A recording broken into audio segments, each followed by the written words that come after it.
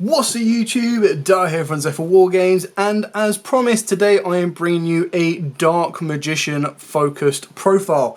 Now this one is not 100% pure yet. I actually decided I'm going to save that to do a Yugi inspired Slifer version, which will come out later this week. But this version does involve Dogmatikas because it is the best way to utilise the brand new card Duality as well, and you'll see that as we go through the profile. So with all of that out of the way, please smash that like button, hit that notification bell and subscribe so you don't miss out on any more upcoming content.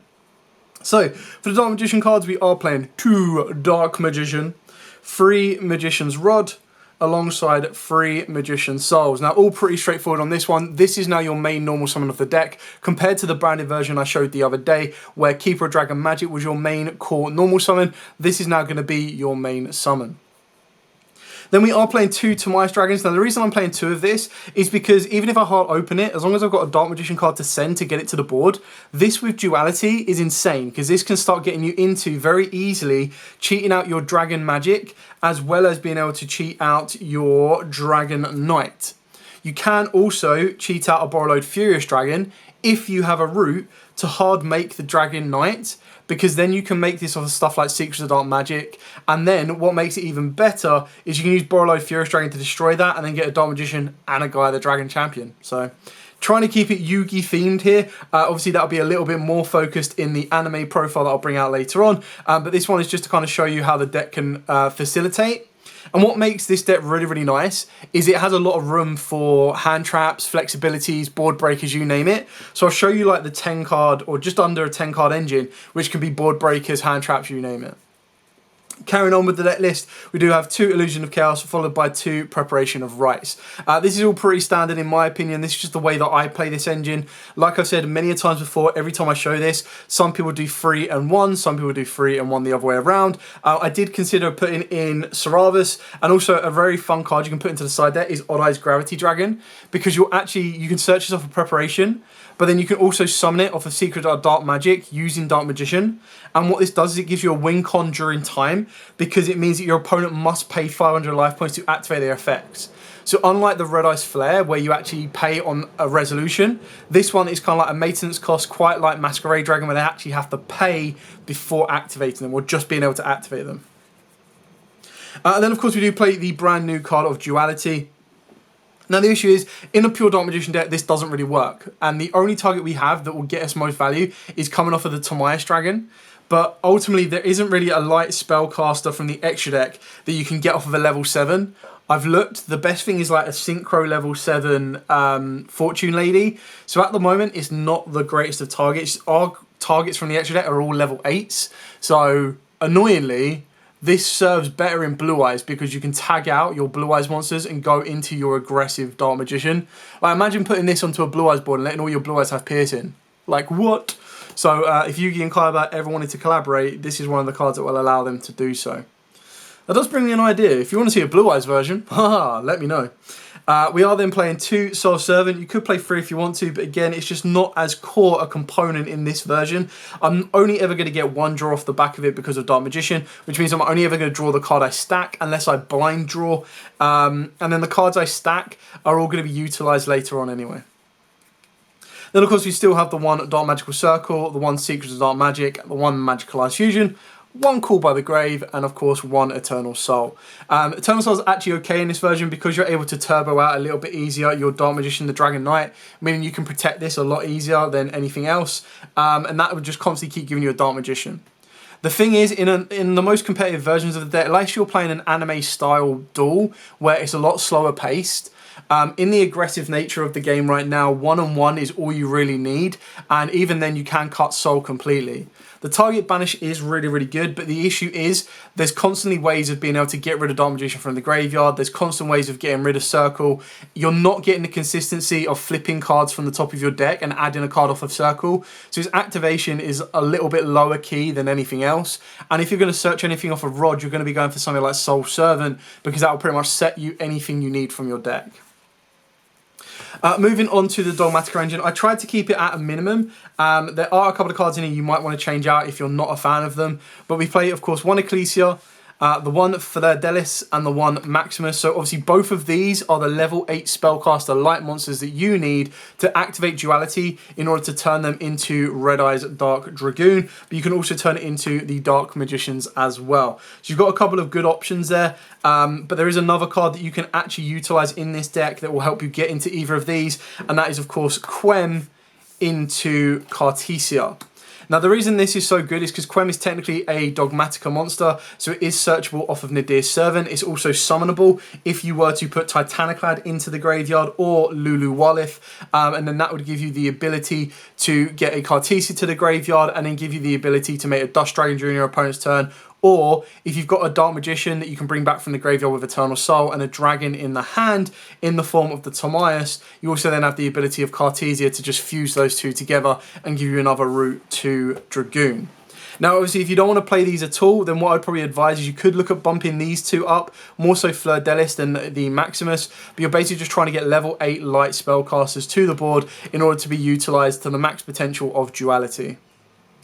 Off the back of these, of course, we are playing triple Nadir's Servant, so if they ever become dead, keep in mind you've got plenty of targets for these, but if at any point they become dead, you can send them off of souls to get a nice draw as well. And then we do play the one punishment, because the best thing about Duality, as it is a quick play, you could technically set that so that you can activate punishment and then chain Duality. So as long as Duality resolves first, then punishment comes into play. You lock yourself out of special summoning from the extra deck from that point on, but you've already got the Dragoon. And what's nice about that is it allows you to kind of play around stuff like Dark Rulers, because you can do that all in spells and traps. Another thing as well you need to be careful with Maximus, which is why it's a little bit riskier, but it's just a little bit easier to get to the board than Fleur-de-Lis. But then again, you could do it as well, is you want to be careful with what you're sending. Some cards you can send can benefit you, but then you need to make sure that your opponent doesn't have cards that are going to benefit them. So in a branded matchup, there's no way I'd be playing Maximus. You take it out completely. And that's where if you're really worried about what could be sent from the extra deck, depending on the environment you're in, I would bump up Fleur-de-Lis, because opening it up, hard opening it is not the end of the world. As long as you get a monster from the extra deck on the board, you just special summon it down for free, and that's your level 8 fodder. So there's your options. Then for the hand traps, so this engine is all interchangeable. So this is like a small 10 card engine that you can change around, and I'll show you this in the anime version as well, of how this is an easy out, anime cards in. For the hand traps, we've got 2 Bell, Triple Ash, and 2 Imperm. You can adapt these, change these, whatever you want. It's a very minimal 7 card engine. If you wanted to bump the deck up to 42, you could do as well. It's entirely up to you on how you want to chop and change and shift it around. These just can just become board breakers if you're worried about going second. If you're worried about searching out some more of your cards, you could play Pot of Prosperity, but you're going to get draws off of Souls, Duality, and Servant, so I wouldn't go too hard on that. And then you've also got the ability to swap these for Lightning Storms, Thrust, Talents, you name it. This is an interchangeable kind of section of the deck. So now moving into the extra deck. So for the Dark Magician cards, we are of course playing 2 Red Eye's Dark Dragoon. Now obviously the reason we're playing 2 is because we are also playing the Chimera Flesia. So this can be sent off of your Dust Dragon. Heck, it can even be sent off of Maximus, which means during the next standby phase you search out Magical Eyes Fusion. And as long as you've got a Dragon and a Dark Magician in the graveyard, you can actually spawn this out. Not to mention these can be summoned off of Duality.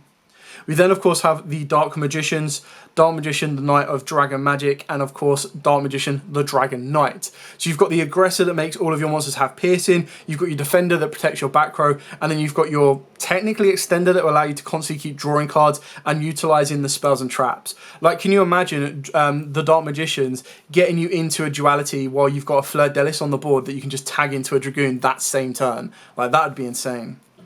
Then, of course, we do play the 1 Dust Dragon, and the target to summon off of Dust Dragon is Lulu Walif.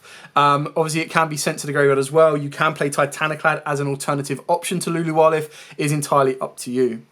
We've then got the Borolo Furious Dragon, which, as I mentioned, is another target that can come off the back of Duality. And the reason you would do that is because you can pop your Dark Magician of Dragon Magic and get a Dark Magician and a Dragon Champion. Now, you don't have to play it like this. You can actually cut Borolo Furious Dragon if you want to, and cut the Champion. And that's where more cards can come into play as well. If you want to make it more Link focused, if you want to make it more Fusion focused, if you want to have more targets to send off of Dust Dragon, if you want to have more disruptive targets to send off of Punishment, stuff like additional Natisses, additional stuff like Garura for draws, entirely up to you, and its flexibility is great. Then moving on to the final fusion monster. Speaking of cards coming off the back of Punishment is of course Natis. Just to get you that double pop is incredibly powerful and very, very important. Another option is of course Dracostapelia, because then you can also use your Ecclesia to fuse a Dark with a fusion monster. So technically you could use your Gaia the Dragon Champion, and then any of your Dark Magician cards gives you a Dracostapelia. We play a very small link package. So you've got the Artemis, which of course is being able to turn Souls or Rod into this very early doors, and that will then allow you to unlock your Dogmatika place to special summon down Ecclesia and go for it. You've then of course got Dark, the Dark Charmer. This can be Lila, the light one as well if you want to, but you're very easily going to be able to get a Dark monster to the board. Then that's going to lead you into Selene, and Selene will ultimately end up leading you into Access Code. Now keep in mind, because you're only playing lights and darks, another one you might want to consider to get a dragon in there as well is your Unduct, because that will also give the Access Code Talker at least 3 different attributes to be able to pop cards with. But the only way you're going to be able to get into this is by bringing back Dark Magician off of Selene and then turning it into Unduct. Whereas as it currently stands, you're going to be bringing back anything but Dark Magician off of Selene to make sure it's an effect monster to get you into Access Code, giving it a 5600 base and then banish and pop. So this is obviously an aggressive engine. You can take it out as well. Another very nice defensive engine, if you want to, is to go back to the Shadow engine or the Shadow package, which means you play 1 Schism in the main deck and then you play App Cologne and Winder in your extra deck. And as I've shown before, the idea is that off of Nadir's Servant, you send App Cologne. App Cologne can then search you out Schism, you discard any card. You can set the Schism, you'll have a Dark and App Cologne in the graveyard, so that when you activate Schism during your opponent's turn, you get to go into Winder. So that is a way you can increase the powers of this going first, but because you can never guarantee to go first and or second, unless you're going to build the deck to be blind second, it's best to kind of side those in or play around them in different ways. And that, ladies and gentlemen, is it for the profile. I hope this has given you a couple of ideas on your own build. This isn't the best Dark Magician deck ever made in existence. This is just, hey, look, this is how you can utilize Duality, the brand new card in this deck, as well as utilizing it in a branded version as well.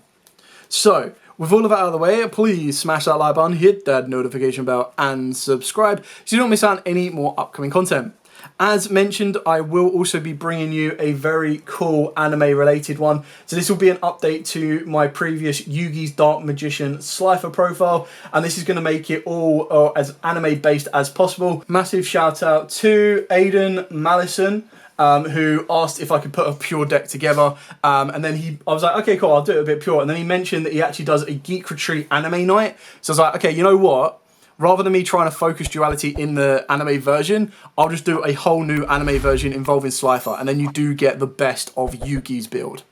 Anyway, thank you so much for watching. Don't forget to like, comment, subscribe, share. Till next time, as absolutely always, stay safe, and of course, happy dueling.